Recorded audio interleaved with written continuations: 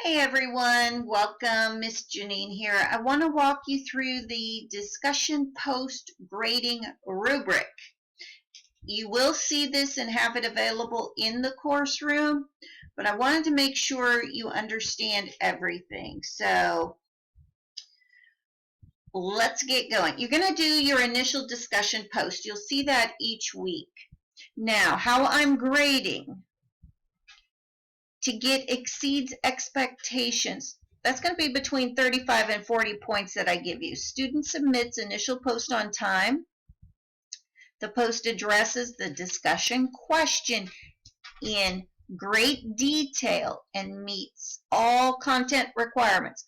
Word count is over 150 words. I'm counting, I'm looking. So again, over 150 words.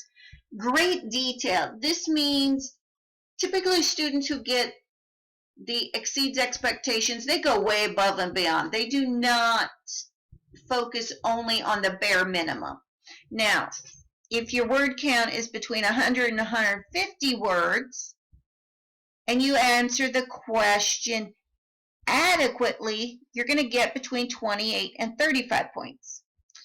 Now, if you submit your post late, or it lacks the required components, maybe you didn't answer everything, and the word count is below 100, you're only going to get 0 to 27 points.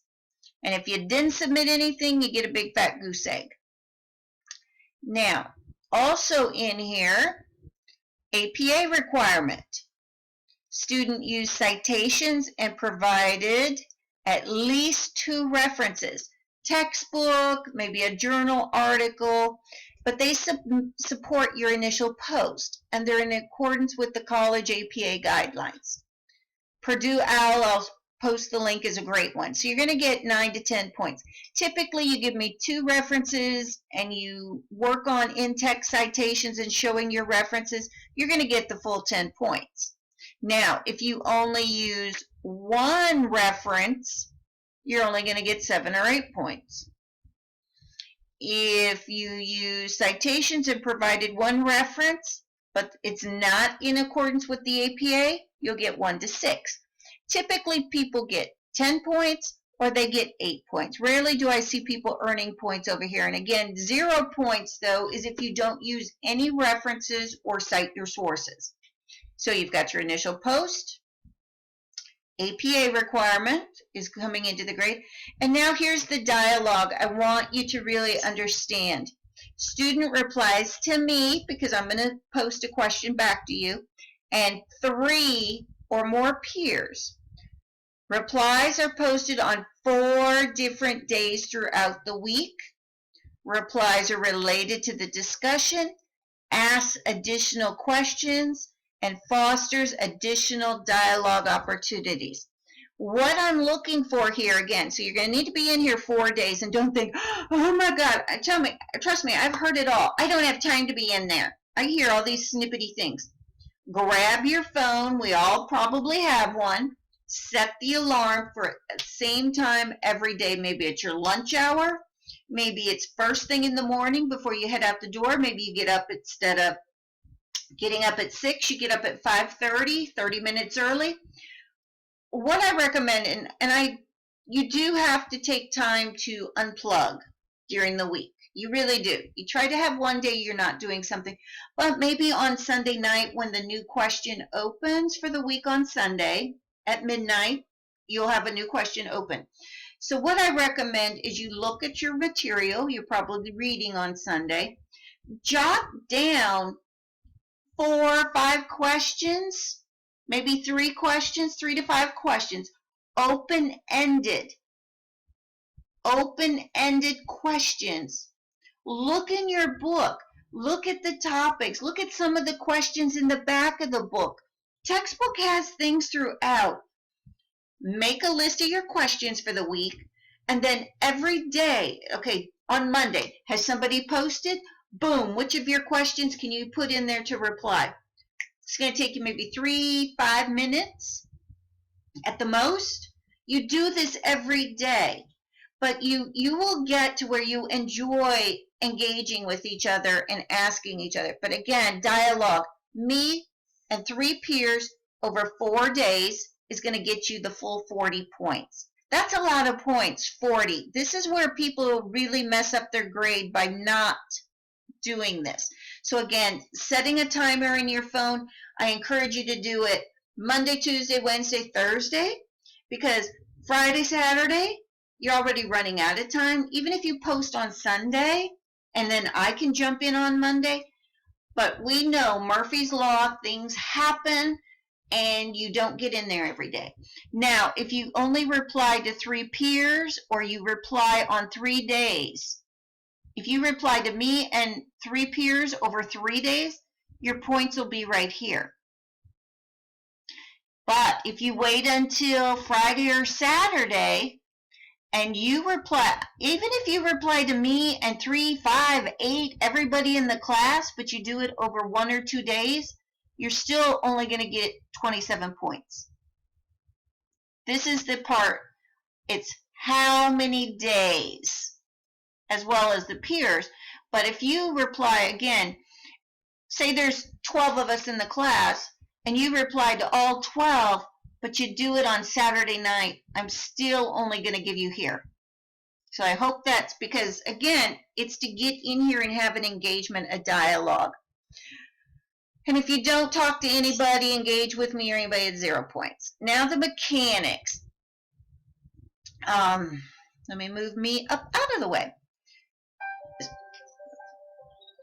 And that's my alarm going off to remind me to check things. Mechanics. Most people get 10 points because they make no grammar errors. Student makes 0 errors in grammar, spelling, and punctuation. All writing is of a professional level with no text or chat language. 10 points. Easy peasy, right? Use Grammarly.com, free version. Don't pay for Grammarly. Use the free version. It's going to catch everything that needs to be caught. If you make 1 to 2 errors, 7, 8 points. You make several, 1 to 6. Again, there's no reason to, 1 might slip by every now and then. And again, 0, you didn't participate in the discussion. You can print this out, the grading rubric. This is right off where I have it online. I recommend you print it and you have it available as you're submitting your post. You're like, okay, initial post, am I meeting minimum or over? This one, word count is over. So is it 150 words or more? And your reference list does not count toward the word count. Adding the question at the top does not count toward your word count. Don't try to scam and cut corners. So make sure you have this handy. And you remember, is my word count over 150 words? Did I answer every part of the rubric or of the question? APA, am I using 2 references? There are lots of study guides, videos, and different things in the course room, which I'll be showing in a later video. Lots of things you can use. So we'll look at those. And dialogue. This is the key again. Did I talk to my instructor, engage with her and 3 peers, asking open-ended questions? Spurring, the point of this is you post your thoughts. Then somebody else comes in and they ask an open-ended question that continues to open your thoughts and spurs the learning forward as if we were in a class discussion. And then I jump in with my 2 cents and it really becomes fun. You will like it.